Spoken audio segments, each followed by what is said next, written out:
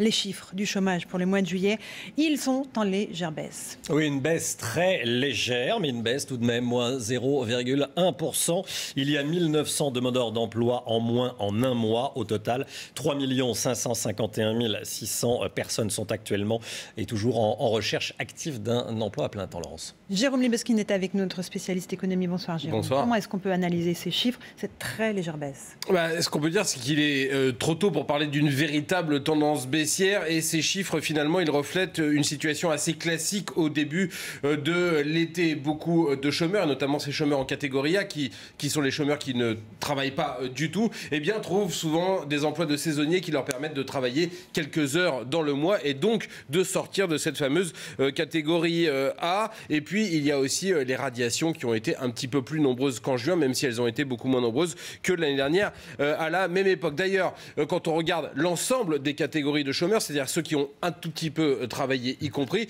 eh bien on s'aperçoit que là, la tendance est toujours à la hausse, plus 0,3%, 15 100 personnes de plus. Ce léger recul va donc demander à être confirmé pour que l'on puisse parler d'une baisse durable, sensible du chômage, mais avec la croissance qui a été nulle au deuxième trimestre, avec également l'attentisme autour des entreprises, autour d'une possible réforme du marché du travail. Et puis, ce qui vient de se passer en Chine, eh bien, on peut dire que le contexte n'est pas vraiment là pour aider le marché du travail à redémarrer en France. Merci beaucoup Jérôme Libeskine. Du côté du